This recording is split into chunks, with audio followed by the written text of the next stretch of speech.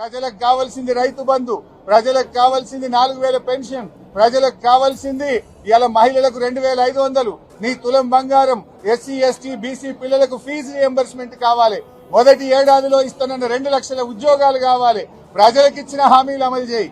మా మీద కేసులు పెట్టో, అటెన్షన్ డైవర్షన్ చేసో, డైవర్షన్ పాలిటిక్స్ తో తప్పించుకోలేవు రేవంత్ రెడ్డి.